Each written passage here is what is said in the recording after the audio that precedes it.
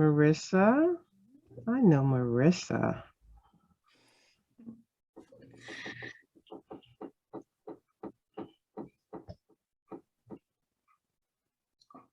All right, folks, I'll give it another couple seconds.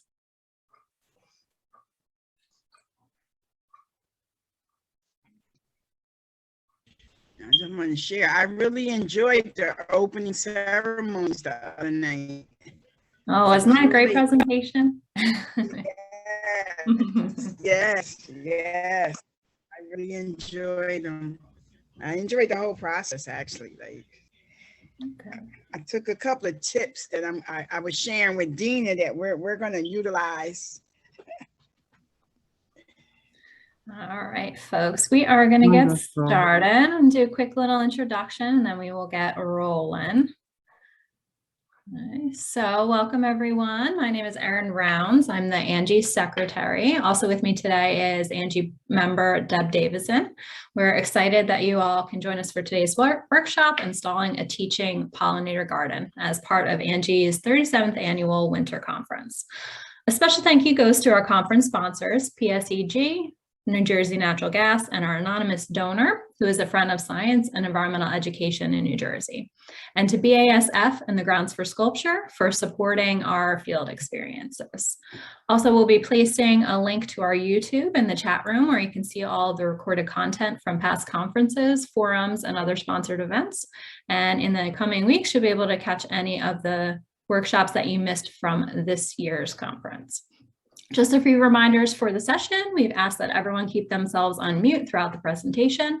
If you have any questions or comments, please put them in the chat and we'll get to them at the end of the presentation. So with us today, we have Dina Corbin from Natural Ground, who is our presenter. Her workshop will be Establishing a Teaching Pollinator Garden, designed to teach hands-on and visual lessons about the importance of planting for pollinators that provide essential food, shelter, and nesting sites for insects and birds. The discussion will focus on parallel connections of gardening, creativity, nature, and personal growth initiatives. Dina, please introduce yourself and then we can get started. Hi, everyone. Thank you so much for joining me and the rest of our guests. I first want to thank Angie for allowing me to share my passion and being so supportive in this process of me putting this program together and sharing it with you. Yes, I am Haja Dina Corbin. I'm claiming Haja. Haja means that I've gone on Hajj, which is a pillar of Islam. So I'm claiming everything about myself now. And I just want to give you a little bit of information about my business, Natural Ground One. It's a company that's been called to view wellness through a different lens. And we do that mainly through connecting people with nature. And I fell in love with native plants when I took a Master Gardener's course. So without, any more ado about me, if you have questions, we can get to that when we get to the question and answer period. But that's basically, who I am and what I do. And what I want to do now is just start sharing my screen so we can go ahead and get started. So let's see how that goes. Okay, I'm going to share right here. Oh, there we go. I don't even have to go through the other part. Okay, so again, Installing a Teaching Pollinator Garden, presented by myself, Haja Dina Corbin. I'm CEO and founder of Natural Ground One. Okay, so why isn't it progressing, moving? All right, let's see what's going on.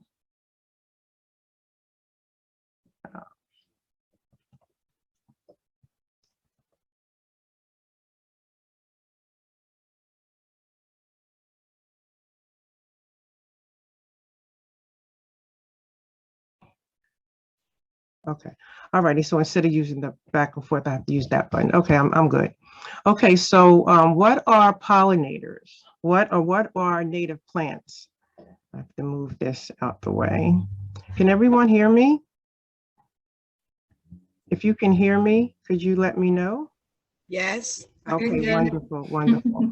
Okay, so what are native plants? Plants that are indigenous to a given area that have co-evolved with animals, fungi, and microbes to form a complex network of relationships with the environment they are growing in.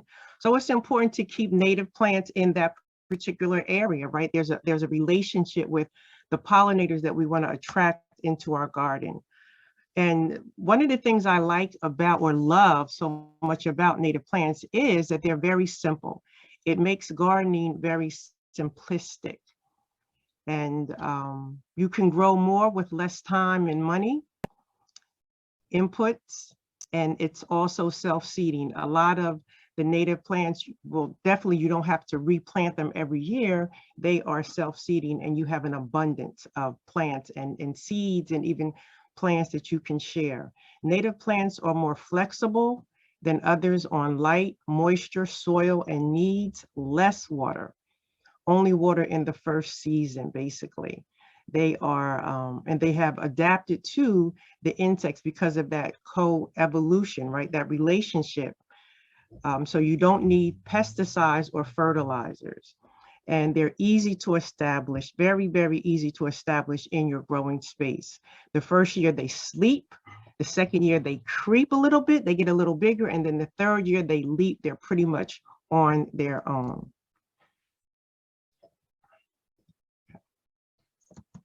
Okay, which one, how did I, okay. So pollinator garden tips. These are things that will help increase the abundance of your pollinator garden and increase the lessons that you want to put into or get out of your pollinator garden as well. So it's a good thing to provide a water source for birds and insects, right? Like a bird bath. Mix it up, use different pollinators. When I was doing this presentation, I had to take so many pictures out because I remembered I wasn't doing just a presentation on types of native plants. I was doing it for a teaching purpose. So I had to remove quite a few, but there's a large variety of pollinators, you know, plants that you can use in your garden. I'm just going to do a few. Different pollinators respond to different colors. Include a variety of flower types, colors, and shapes. Plant flowers that bloom at different times of the growing season. The pollinator garden that I installed, that I had the honor of being asked to install last summer, our pollinator garden will bloom from early spring until late fall. So you have a variety of color in your space throughout the whole growing season. And you can plant in clusters or drifts. Many pollinators are nearsighted, so it's easy for them to find flowers when there's a large bunch. You know, try to avoid planting just one of a type of plant. Plant them in clusters and groups so that they can be found easily. And then avoid hybrids, and we're going to get into that right now.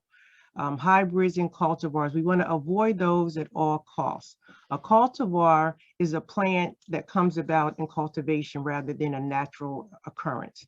A hybrid is a cross between two botanically distinct species, right?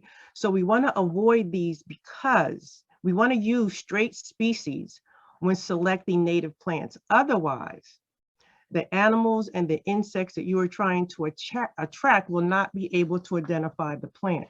And I just want to go a little bit deeper into that. I found something last night when I was putting the final touches on this. Cultivars can't support the full life cycle of some pollinators. Pollinators like bumblebees and some butterflies can go to a variety of plants for nectars, but some species or others need specific plants, like the monarch caterpillar only eats milkweed. So when you have that cultivar, you change the structure of the plant. You may change the color of the plant, the size of the leaf, and the insect that you're trying to attract will not be able to identify. People should grow more natives in their landscape. Butterflies and bee populations are improved by doing so. There's one other part that I wanted to add on. While research continues, experts seem to agree that native plants offer the most benefits for pollinators in terms of nectar, pollen, seed, shelter, and nesting sites.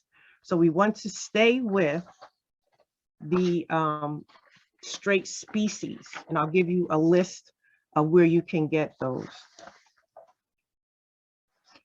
Before I get into the actual plants that you can use in your pollinator garden, I want to make this little kind of like disclaimer. When I was putting together this program, you know, I would be laying down in bed and I'd have an idea and I'd get up and I'd write it down. So this came to me in the very beginning of me planning and putting together this presentation. So I want you to know that this is not about me being the teacher so much as it is about me empowering you to teach others so you can experience the miracle of gardening for yourself. So you can put visuals in front of the people that you will be called to serve, right? Which, you know, and that can be your students, your community gardens, you know, your backyard, you know, your family.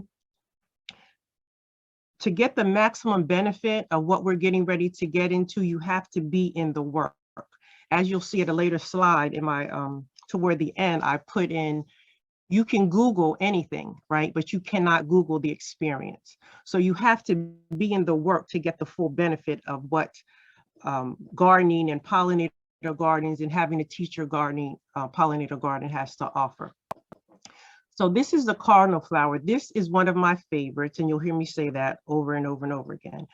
But I love this flower because it's red, and you rarely see red in a garden. It's vibrant red, and it blooms most of the time from August to September, sun to part shade to full sun. In my yard, my cardinal flower has done best in full sun, because that's basically all I have in my yard is the full sun. If it needs some shade, or if it's in the sun and it wants, or if it's in the shade and it wants to get to the sun, you will see it reaching for that sun. Moist but tolerates drought. Again, these are native, so they really tend to adapt, but for optimal growth, you know, you want to give them what they need, and their plant size is 2 to 4 inches. This is a hummingbird magnet. It's pollinated by hummingbirds, and it is deer resistant. New England Aster, which is again one of my favorites. It grows in, this is from my backyard, as the other one was from my backyard as well, and you can see that beautiful butterfly on top of the plant.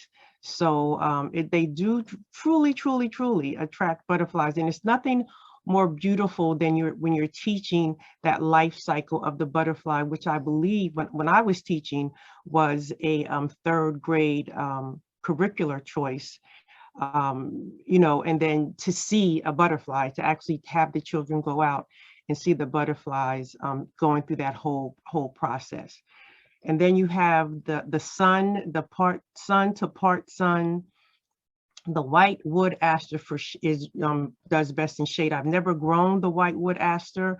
I looked it up a couple of days ago. It is beautiful, so I'm going to purchase that this year and put it in with my aster that I have in my yard.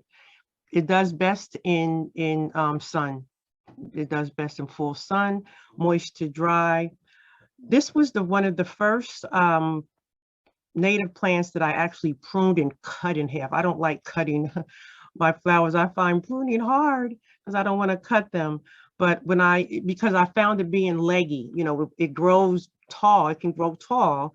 And once it gets kind of leggy and leaning over, if you cut it in half or cut as much off of as you want, it kind of blossoms into like this bush. And that's what you see right here. Asters are the #2 flower for insects. It hosts 102 species of butterflies and moths.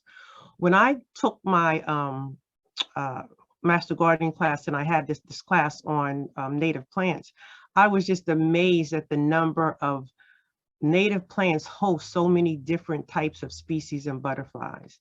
And this flower here, the New England Aster, is a favorite nectar flower for the migrating monarchs. And then these are my 3 most favorite plants here. The swamp milkweed right? This one blooms from June to July. It's sun to part shade. Again, it does best in full sun. If it wants this, if it's in the shade, it will stretch itself to get to the sun. It tolerates wet to dry soil. And this one even is in a, I have this in a pot too, that's doing well. I've had it, this will be the year 3. So it does well in pots. Not many natives do well. I haven't really experimented with any other than the one here, the swamp milkweed, but it just goes to show that they really do better in the ground as opposed to pots. Values: the milkweeds are the only host plant for the monarch butterfly. When I found that out, I was just so not really sad, but in a little way sad, because you don't see as many butterflies as I did when I was a child. So I started this program called the Milkweed Project.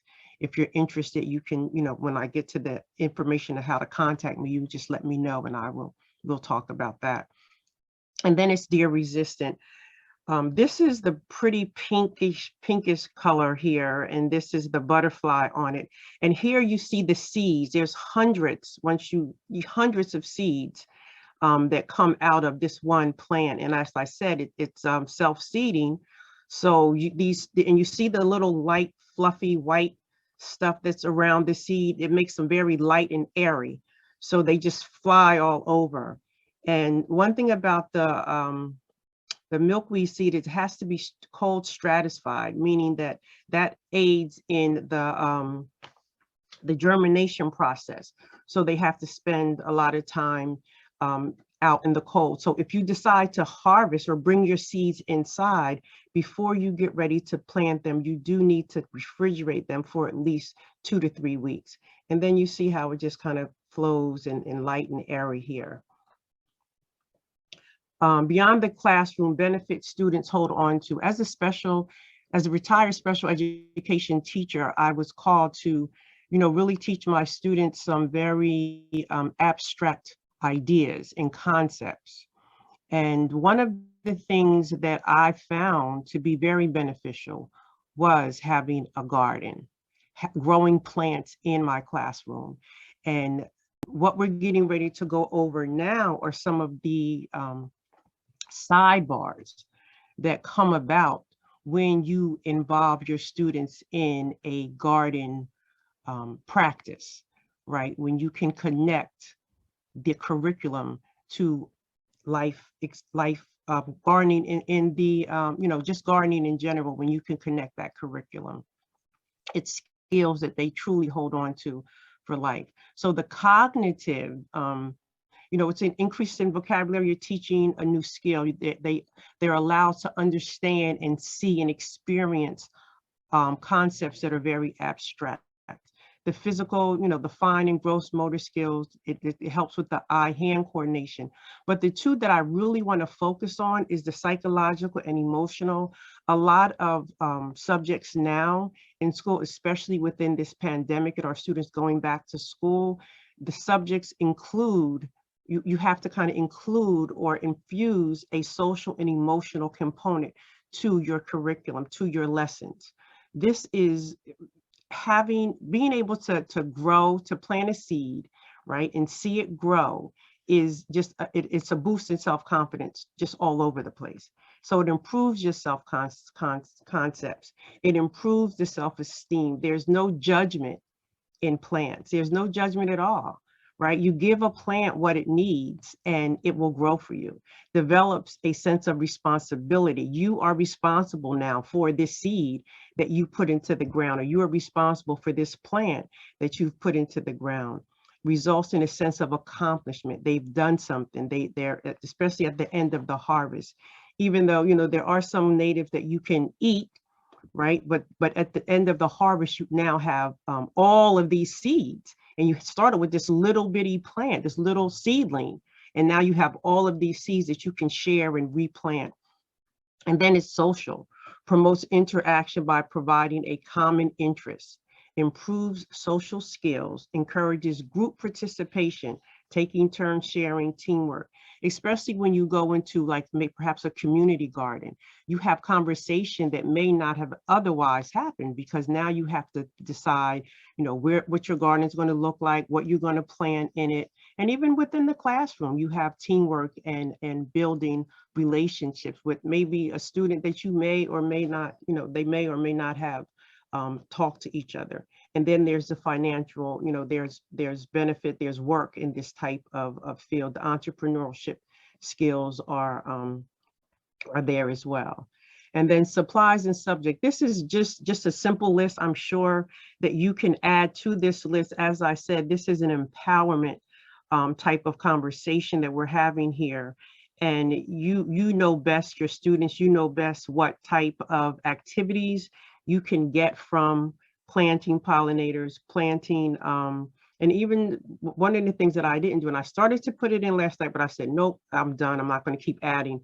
But another thing that I like to do also is grow herbs, because the parsley, mainly the curly parsley, not so much the flat leaf parsley, the curly parsley, the black swallowtail butterfly loves those and likes to lay their eggs on those. So I had some parsley one year, and I went through the whole cycle of that black swallowtail. And then I think they even came back to our yard. So the supply list is soil. Even if you're putting in the ground, I always like to add just a good potting soil for the nutritional value that it has to offer initially. And then of course, you need your native plants. There's hundreds of native plants. If you Google right now, native plants, how to do a native plant garden, there's so many that come up. Just remember to always try and put them, as we stated before, in clusters, more than one. I like to do, I love odd numbers. I like to do either groups of 3 or groups of 5. A hand fork, water, the trowel, pruners, a rake, untreated wood, excuse me, if you're making raised beds, but they're best grown in the ground. And you can find raised beds, you know, on different stores, on Amazon and places like that. But just remember the wood. Just remember that the wood should not be treated with any type of, you know, any type of thing that will preserve it, because you don't want that leaching into your plants. Oh, let me go back for 1 minute, because over here you have the science, right? These are some of the subject matters that can come about. The pollinator visual, what does that look like? When you talk to the students about, okay, insects pollinate the plants, what is actual pollination? What does that look like? So this year when we did pollination, because that's what I like to start with, I used glitter. And it works best if you have a hard surface like the concrete or the sidewalk, right? Or a parking lot. You just sprinkle glitter all over, and have the students step in that glitter. And if you want to, I think this year, when I do it, I'm going to add like a little that spray glitter, just a little bit, so that their shoes will pick up the glitter. That's what happens. They step in the glitter, and then they step all over the grass. And once they finish and they look at all of the places where now you have all of this glitter, that's a visual as to how pollinators move from place to place, from plant to plant to plant, to get you know, the food and other plants that we love so much. So that's a good visual activity for pollinator, you know, the meaning of pollinators. And then pollinator visitors, you can make a visual representation of each life cycle. The butterfly, the ladybugs, right? The praying mantis, all of these insects are going to come into your growing space. Make a visual life representation of each of them. Designing the layout and best location for the plants that you decide. Learn all that they can about the plant care, you know, the right, left, north, south, you know, which area has the best sunlight at that particular time of day. All of these concepts that are sometimes very difficult to explain, especially for students, some students that have, you know, learning limited abilities. These visuals really help them hold on to it. The scientific method, problem solving, classification, Focus observation. What does that mean? What does that look like? Now you're focused on this plant that you're planting in the ground. And then of course, my favorite lessons, you can get so many lessons from this, is the butterfly life cycle. Subjects, again, teaching, you have the literacy, time, order words, front, back, up, down, before, after, expanded vocabulary. All of these time order words that are sometimes difficult to grasp can be taught through a pollinator garden. Descriptive, comparative language, local field guide, design and construction, right? If you're going to use a grassy area, the pollinator garden that I installed this summer, that there was it's so many different herbal plants that are out there that are that you can digest and use, right? Foraging, that concept. So you can just design a field guide based on that, or use just the plants that you have in your pollinator garden to design and construct a field guide. Garden journal, that's a writing activity. It speaks to just, being consistent, observation, that focus observation, making plant labels. Teacher, abstract. It teaches abstract concepts, time, growth, change, and also death. You get to see and experience all of that within your pollinator garden. Math, collect data on the number of pollinators that visit the garden, that on that particular subject. Maybe you want to talk about pollination. You want to talk about, why use cultivars? Why not use cultivars over native plants? And then, of course, the pollinators. Measurement. This is a huge one. You can measure the growth of these plants. The plants say they grow 2 to 6 inches. Does your plant get to that size? And if so, what are the increments of that plant, and the dates and details? And then graphs, bar graphs, line graphs, picture graphs can also be taught through these concepts. And it's something that the students will, through my experience, hold on to. Problem solving. What happens if your plant is not growing the way that you suspect it should grow, right? You've given it all you can give it, and now it's still not, which rarely happens with pollinators, but, in case that does happen, it's a problem solving idea. Design a garden map. Once even before you have everything in, you can figure out your layout. And then if you decide not to do it, you want to wait and just put everything in sporadically, then you can design a garden map, right? And then you can calculate the number of plants, soil that is needed to fill your garden spaces, or your raised beds, or your in-ground gardening.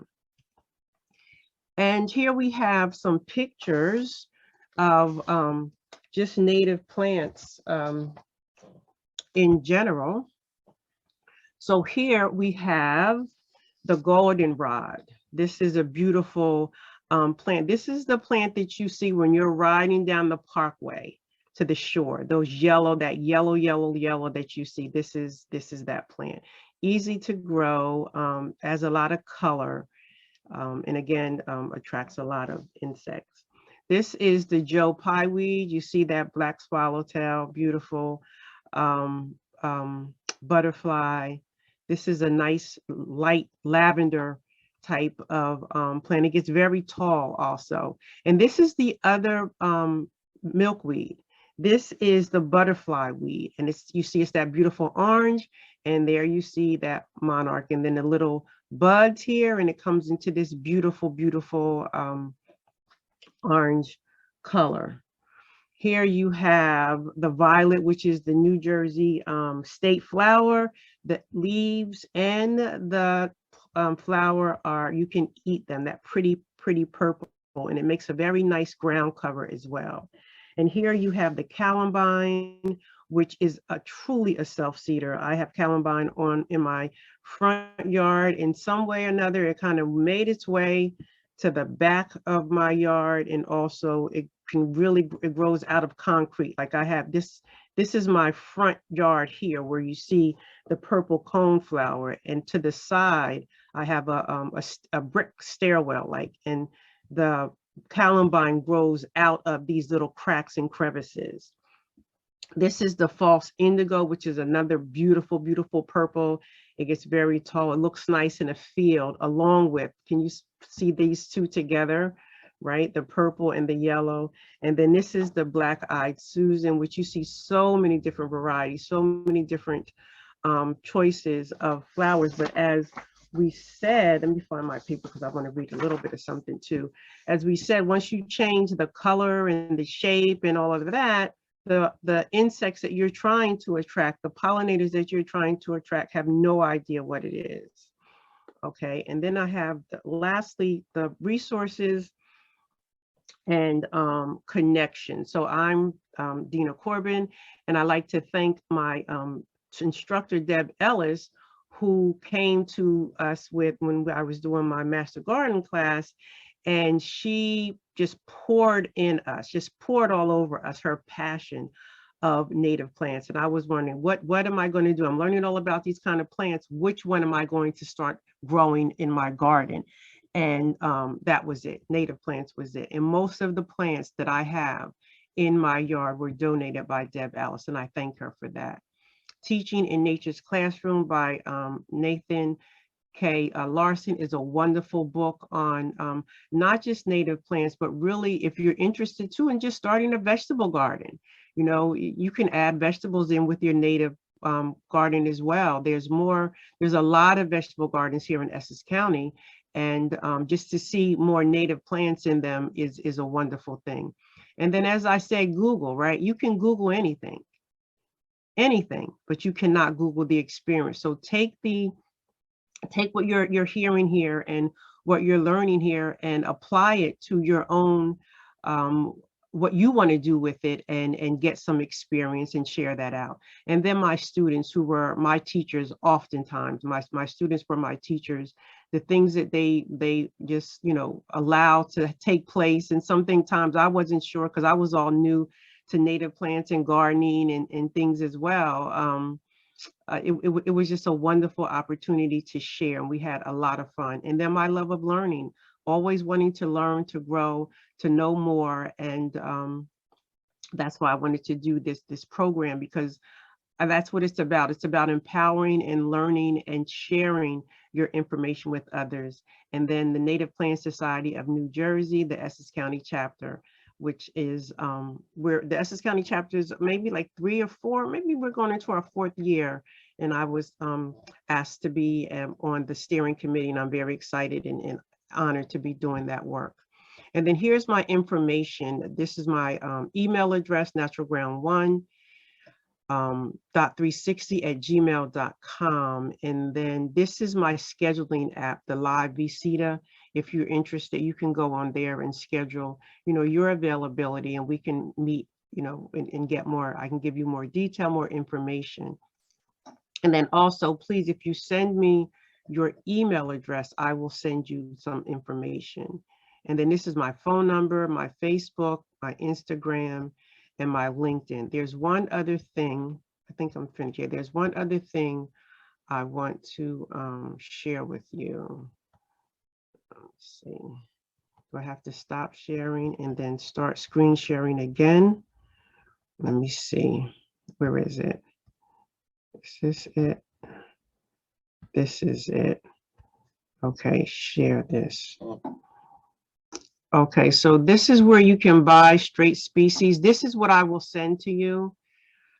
Just really briefly, I just wanted to go over this. Wild Ridge is a nice place to get plants. That's in Toadshade Wildflower. That's in Frenchtown. Wild Ridge is in Pahakong, and Bowman's. This is one I'm going to go to this summer. Bowman's Hill Wildflower Preserve is in New Hope, Pennsylvania. They said they have beautiful, beautiful plants there. And then Gino's Nursery is a great variety, including trees and shrubs. So these are places that you can get straight species. So the last thing I want to leave you with, and then I want to open it up for questions, please, if you have questions. Why should we care? In some cases, cultivars may decrease the ecological value of the native plant. Researchers suggest that anything that radically changes the look of a plant, such as double blooms or variety change leaf color, discourages the bees and butterflies that are straight species native plants have evolved from. So I just wanted to leave you with that. And then there's one other place. There's one other, where is this it? No, that's the slide. One other thing. And this is where you can view some native plants. The culture spot here in Newark on Hawthorne and Chadwick Avenue, the Greater Newark Conservancy, 32 Prince Street, Crane Park in Montclair, New Jersey, beautiful, right in the heart of that Montclair rush area. It's beautiful there. And then Wildflower Forest and Reserve, South Mountain Reservation, which is next to the dog park.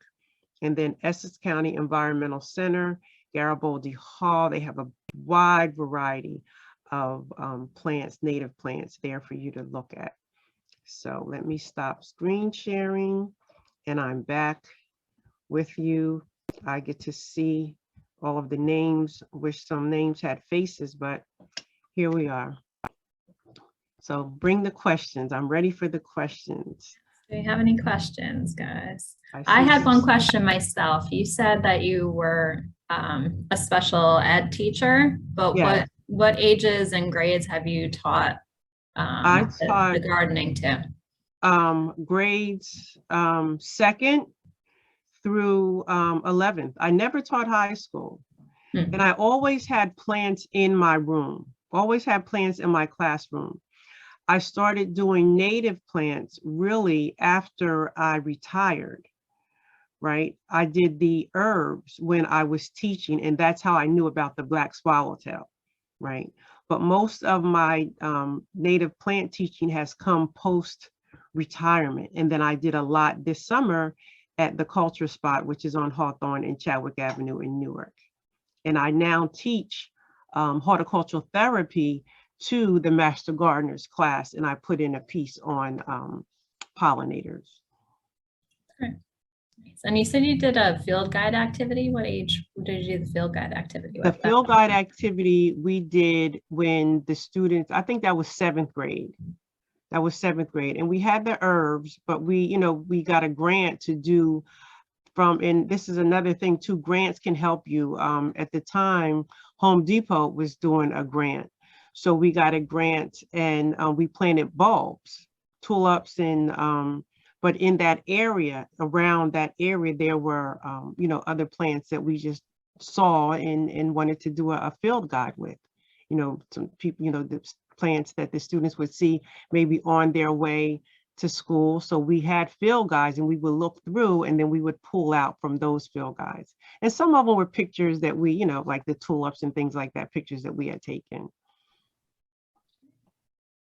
Right. Well, those were my questions. Does anybody else have any other questions out in the audience? You can either unmute yourself if you'd like, or you can type it in the chat.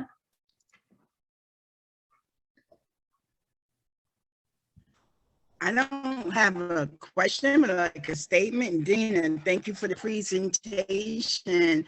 Every time, the thing for me, I'm Yolanda, but I know a lot of urban farmers and gardeners, but the one person that I learned the most from is Dina. Oh, thank you. And I used to have this thing like, look, I don't be playing in dirt, but she literally like has me eager to play in the dirt. And I was out there with her one time and she had the worms in, but these weren't no little worms. These were these big long worms. I was like, no, I can't touch it. But she has ignited something in me that makes me want to learn more. She's just a fantastic teacher. Continue to grow in this process, Dina. Thank you. My goal this summer, though, Yolanda, is to get you to hold a worm. You came and looked at them. Now you gotta hold it. That's the next step. That's why I didn't do fishing with the rest of my family. That's the next step. I'll hold it. I'll hold your hand and you hold my hand and we can do it together. I'm gonna pray. I'm gonna pray on it. You guys. Okay, we'll pray on it. Yes. Have you seen like a similar reaction with the kids too, that they didn't want to get dirty, they didn't want to do a certain thing, and it kind of ignited it in them, you know, getting hands on?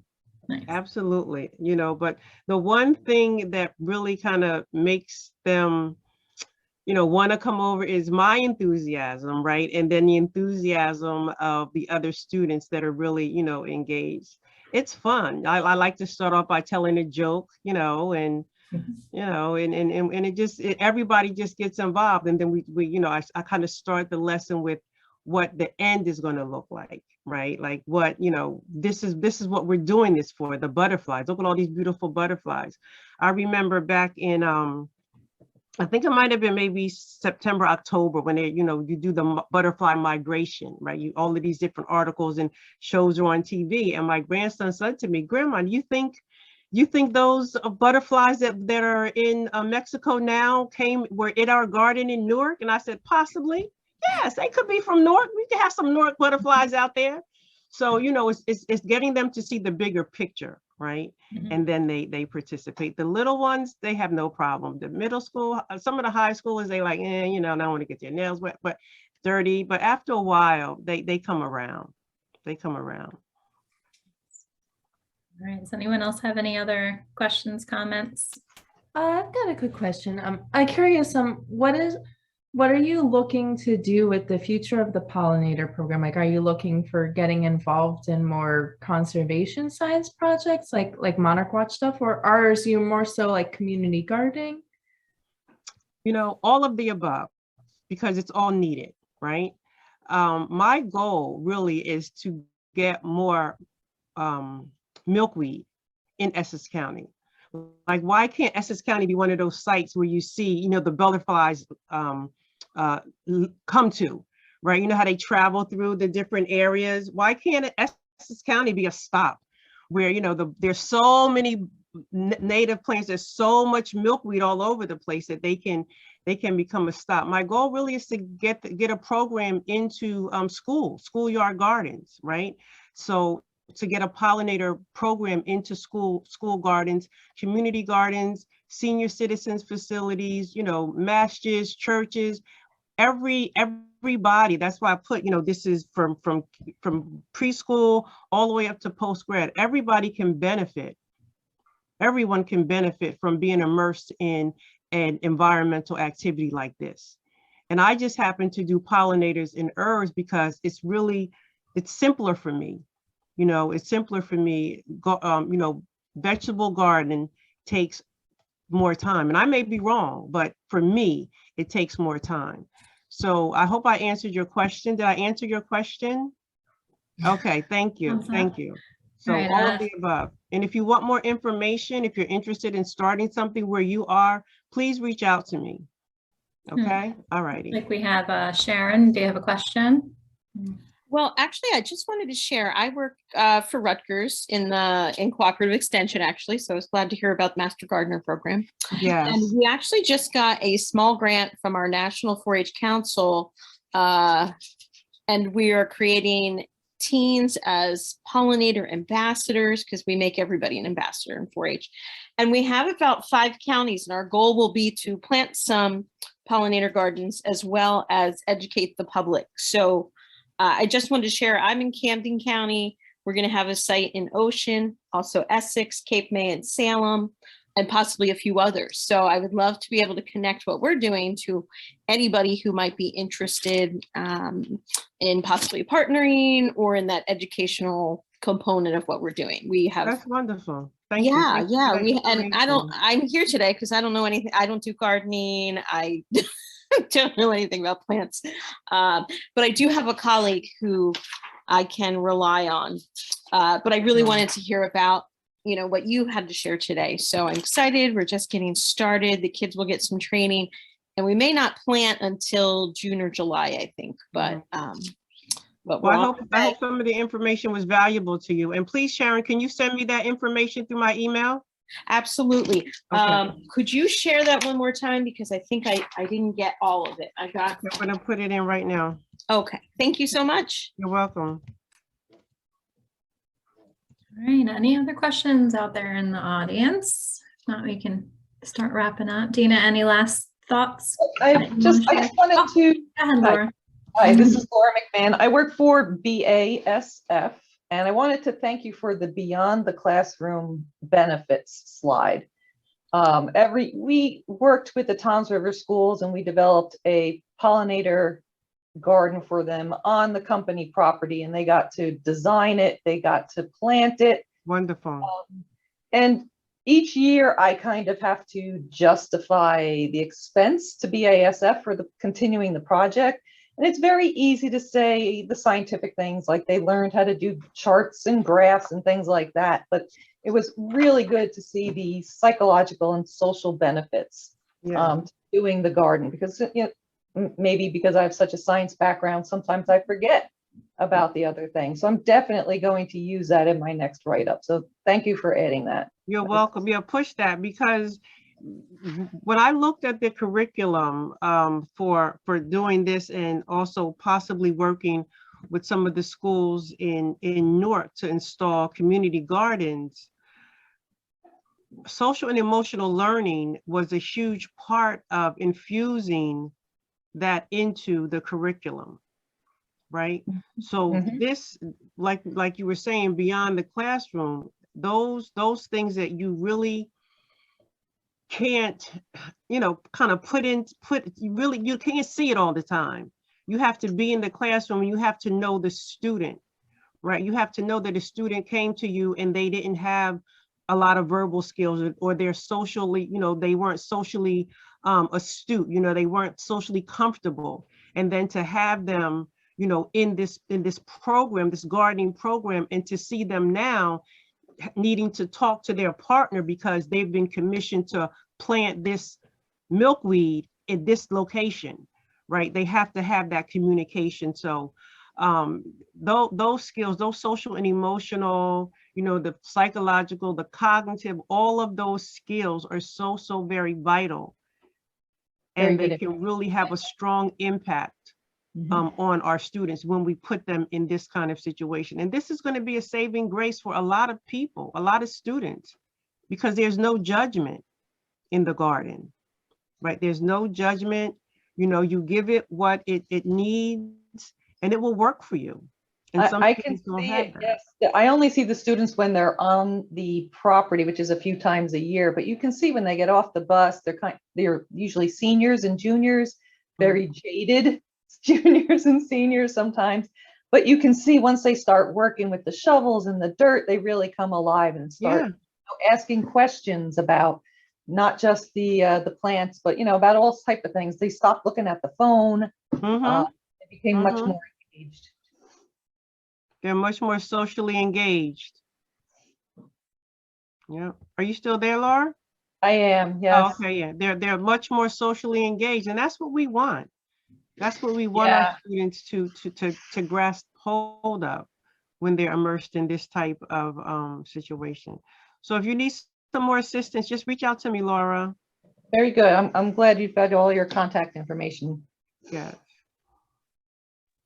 Great. Thank you for that, Laura. Yeah, it's definitely something that's happening a lot more now. So it's something to really think about rather than the academic stuff. It's the other things too. And Erin, I have a question. Will I have access to all of the attendees' email? That I'm not sure. That would be a question for Beth. I think because everyone had to log in, you should have access to everyone's login. Okay. Yeah. So if I don't get your email, if everyone can email me and just put native plant workshop or whatever, I want it, because I really want to email you the where to get the straight species, and the where to buy straight species, and where you can go and see them, right? Because like, I'm not really into heights kind of, well, I'm better at it now. But when you say 2, 3, 4, 5 inches, what does that really look like? The area, the light and all of that. So to have these spaces, and even going to see them now can give you an idea of what it's going to look like. So you can begin to develop some ideas as how you're going to teach when the kids come back in, you know, when they come back in the fall, right? What is it going to look like? Because now we're getting ready to move into growing season 2022. So you can begin the planning stages, and you're going to see the blooms, and because you'll get bloom. You plant a milkweed in, you know, end of April, May, you'll get, your milkweed will grow large enough to attract butterflies, right? But what is it going to look like toward the end? So come in and, you know, send me your email so that I can send you this information. It will be a help to you if you're going to start, you know, a pollinator garden. That's great. All right, any last questions out there, guys? I think we probably hit everyone. But thank you so much, Tina. We appreciate your time today, and for all the great work you're doing out there. We have in the chat a link to the YouTube channel, so please check out our YouTube stuff. And also thank you again to the conference sponsors, PSEG, New Jersey Natural Gas, and our anonymous donor, and to BASF and Laura and Grounds for Sculpture for supporting the field experiences. And thank you, everyone.